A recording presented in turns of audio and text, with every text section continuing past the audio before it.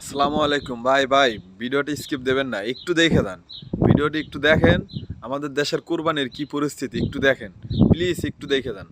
একটা আগডি ভাইছি, একটা তেল ভাইছি, 2 টুকরার মাংস ভাইছি। গরিবের হক তো বড় লোকের কাছে, বড় লোকের যদি না দেয় আমরা কনে ভাব বলে। অনেক সময় আছে, অনেক জায়গায় গেলি ভাই আছে ঢাকাতে বেরোতে অনেক বড় লোকের আছে, লজ্জায় মুখ বাইন্দে তাও আইছি দেখেন একটু গোশের জন্য। বিচিতে বীজের অদৃশ্য খাই আমরা পাই না, কি করবো? কিন্তু পেরে তো মানে না, আমাকে খাইতে তো হইব। এই কিন্তু বাচ্চা নিয়ে বেরিয়েছি, আমাদের বাসা থেকে নিয়ে দিয়ে আসবে না, দিয়ে আসবে দাও। না দেখে লোক না দেখে আফসোস লাগতেছে ওই হতবাগা টাকাওয়ালা মানুষদের প্রতি, যাদেরকে আল্লাহ অনেক ধন সম্পদ দিছে, অনেক টাকা পয়সা দিছে, অনেক অর্থ দিছে, কিন্তু আফসোস তাদের একটা মন দেয় নাই, তাদের ভিতরে কোনো মন নাই। ভাই একটা কথা বলি শুনেন, হৃদয়হীন হয়েন না, হৃদয়বান হন। দুনিয়াতে সুখী না হলেও পরপারে সুখী হবেন। কোরবানি হলো আল্লাহর জন্য, কোরবানি হলো আল্লাহ তাআলার খুশির উপলক্ষে কোরবানি করে, আল্লাহকে খুশি করার উপলক্ষে। আর কোরবানি কইরা গোশটা যে ফ্রিজে ঢুকায় রাখতেছেন, এটার নাম কোরবানি না ভাই, বুঝছেন? এটা হল যে মানুষকে কোরবানির দিন দেখাইছেন যে 2-4টা গরু জবাই দিছেন, কিন্তু মানুষকে একটু চর্বি দিয়ে বিদায় দিয়ে দিতেছেন, দরজা আটকায় রাখতেছেন। এটা হলে যে আমাদের দেশের কুরবানি, এটার নাম কি কুরবানি রে ভাই?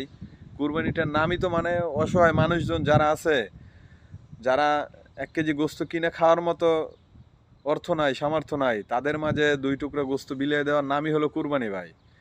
আপনার থেকে 2 টুকরা গোস্ত নিয়ে ওই অসহায় মানুষটা যখন একটা মন খুলে যখন একটা হাসি দেবে, ওই উপরওয়ালার দিকে তাকাবে, এটার নামই তো কুরবানি ভাই, এটার নামই তো সুখ, আত্মায় শান্তি পায়। আপনার টাকায় কুরবানির, আপনার কুরবানির 2 টুকরা গোশতে একটা গরিব লোক যখন মন খুলে হাসবে, দুমুঠো ভাত খাবে, ওটার নামই তো কুরবানি ভাই। 2টা চর্বি দিয়া বিদায় করে দিলেন, আর লোকটা কাঁদতে কাঁদতে আপনার দরজা থেকে চলে গেল, এটার নাম কুরবানি? আপনি মনে করতেছেন কি আপনি অনেক বড় দান, মানে দানবান হয়ে ব্যক্তি হয়ে গেছেন? হ্যাঁ, কোনোদিনও না ভাই। ওই কুরবানি আল্লাহর দরবারে কবুল হবে না, বুঝছেন? ওইটা হবে কি জানেন? ওই ফ্রিজ থেকে গোস্ত বাইর করে খাইবেন আর মনে করবেন যে অসহায় গরিব মানুষের রক্ত খাইতেছেন, কারণ ওইটা অসহায় গরিব মানুষের হক। আর আপনি সেই হক উপরওয়ালারা দেখাইছেন যে কুরবানি দিতেছেন, মানুষজনকে দেখাইছেন কুরবানি দিতেছেন, কিন্তু সবগুলো ফ্রিজের ভিতরে ঢুকে রাইখে দিছেন। এটা কুরবানি না ভাই, বুঝছেন? এটা কুরবানি না।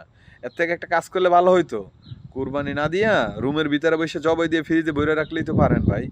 মানুষকে দেখাইতেছেন কুরবানি দিতেছেন, মানুষ সবাই 2 টুকরা গোস্তের আশায় আপনার দরজায় আসে, আপনার গেটের সামনে আইসা গেটটা টাকাটাকি করে, আর আপনি গেটটা বন্ধ করে রাখেন, আর বিরক্ত হয়ে লাস্টে 2 টুকরা চর্বি দিয়ে বিদায় করে দেন। এটা কুরবানি না ভাই। আপনি কুরবানি দেওয়ার নামে আরো নিজেকে অভিশপ্ত করতেছেন। ওই গরিব দুঃখী মানুষের বরদোয়া লাগতেছে আপনার প্রতি, কারণ তারা সবাই দেখতেছে আপনি কুরবানি দিতেছেন, কিন্তু 2 টুকরা গোস্ত আপনি তাদেরকে দিতে পারেন নাই। তাহলে চিন্তা করেন আপনি কত বড় কপাল পোড়া। আল্লাহ তাআলা আপনাকে ধন সম্পদ দিছে, আপনি কুরবানি দিয়েছেন, বেশ ভালো কথা। সারা বছর তো আর দিবেন না রে ভাই।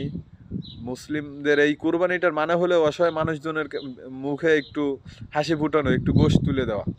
যারা কিনে খাইতে পারে না, তারা আপনাদের উসিলায় 2 টুকরা গোশত খাবে, এইটার নামই তো কুরবানি। তাহলে সারা বছর তো দিবেন না রে ভাই। কুরবানির সময় এইরকম করা লাগে, চেঁচনামি করা লাগে, এটা কুরবানি রে ভাই।